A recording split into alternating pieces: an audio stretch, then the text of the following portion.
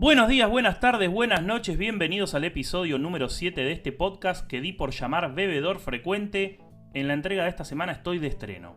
Sí, hoy van a poder escuchar la primera entrevista de este ciclo. Es un formato que me gusta mucho hacer y que alguno que otro me ha pedido en alguna encuesta que tiré en el Instagram, así que hoy es momento de cumplir con el pedido y será nada más y nada menos que con Agustín Lanús, quien la semana pasada estuvo por Buenos Aires para presentar algunas novedades de uno de sus tantos proyectos, Zunal. Ya los voy a dejar con lo que fue el ida y vuelta con Agus, con algo de sonido ambiente de fondo incluido, por el cual ya pido disculpas de antemano, pero antes les hago una brevísima intro del proyecto. Zunal se caracteriza por vinificar vinos de microterruños ubicados en Salta, Catamarca y Tucumán, todos en el Valle Calchaquí y a alturas extremas. ¿Qué tan extremas? Y unos 2.200 metros sobre el nivel del mar. Una locura total. Créanme que la charla vale la pena, así que, sin más preámbulos, los dejo con lo que fue. Bueno, Agus, un placer volverte a ver después de haber probado algunas novedades, algunos vinos. Te cuento que sos el primer entrevistado del podcast, algo que venía pidiendo la gente, así que para mí una alegría enorme que inaugures esta sección de entrevistas. Y bueno, voy a arrancar primero con quizás un dato que no todo el mundo por ahí conoce tuyo, que tiene que ver con cómo empezaste con el mundo del vino, y hasta donde tengo yo no fue directamente con la enología, sino que estuviste haciendo las veces de catador, ¿puede ser? ¿O tengo el dato erróneo? Así es, bueno, un lujo, Nico, gracias por inaugurar este podcast, no tengo duda, va a ser un lujo. Sí, bueno, yo soy de Buenos Aires, mi familia nada que ver con el mundo del vino, más que nada yo estudié agronomía, ganadería, agricultura extensiva, y me intrigó, quería hacer un curso de cocina, o me intrigó el tema del vino, no había año 2003, muchas escuelas de sommeliería ahí, me metí en el Centro Enólogo de Buenos Aires a catar vinos, a probar el tema del mundo del vino, y al poco tiempo empecé en Vino Sub 30, que es de cata de vinos. Entonces ahí pude desarrollar todo lo que es la parte organoléptica del vino, que era un universo nuevo. Y sí, así como decís vos, empecé en Austral Spectator, que era una guía de vinos, y después empecé con las vendimias y a meter el vino en las manos, en la masa, en las uvas, en el vino y en la elaboración en sí, que me encantó. Entonces fueron como universos distintos. La agronomía, que era lo que yo me sentía cómodo, la parte industrial enológica, que eran grandes bodegas, que era una novedad, y la parte organoléptica, que es otro mundo aparte, que es que sentís, los descriptores nos hacían escribir mínimo 5 atributos de cada vino, era todo un tema nuevo. Bueno, y de esas grandes bodegas y de esa experiencia terminaste en los valles calchaquíes. ¿Podés contarme un poco y contarle a los oyentes un poco cómo llegaste ahí a lo que es hoy tu actualidad?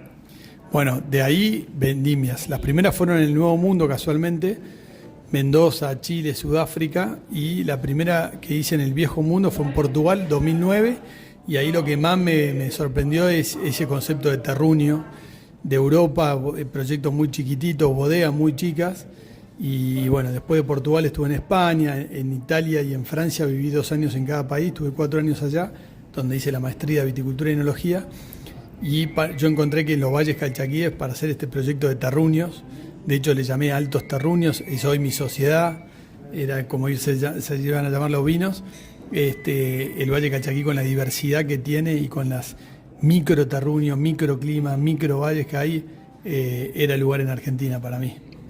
Y bueno, más allá de esto que nos contás y de que me contás de que era el lugar para vos en Argentina, ¿cómo te sentiste en los comienzos? ¿Cómo te han recibido? ¿Cómo es tu relación el día a día estando allá, siendo que no sos de allá, pero bueno, estás ahí, laburás, marcaste hitos vínicos y bueno, obviamente sos un referente también ahora de la zona?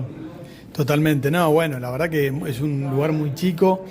La verdad que me encantó, los primeros años fueron muy duros, encontrar buena uva, encontrar dónde hacerlo, son muy pocas bodegas, no es que tenés una oferta para alquilar bodega tan grande como en Mendoza o alquilar servicios, y yo no tenía tampoco fondos económicos, había que arrancar de cero, y la verdad que fue un recorrido muy interesante, donde yo tenía la obsesión de querer hacer mis propios proyectos, mis propios vinos.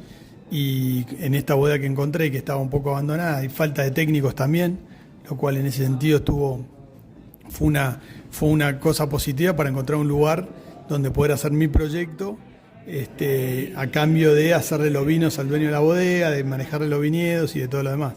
O sea que fueron años difíciles y sin fondo. Después encontré un socio que confió en mí, que puso plata, que pude llevar el proyecto a otro lado, donde está hoy, que sigue siendo muy chiquito, pero de muchas etiquetas, donde podemos jugar y hacer cosas que nos divierten.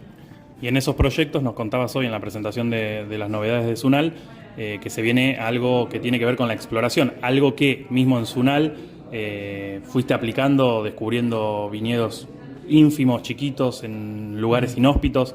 ¿Cómo llegaste a esos lugares, Luracatao, Pucará, mismo Cachi, pero quizás un poco más cercano para lo que es la existencia de viñedos?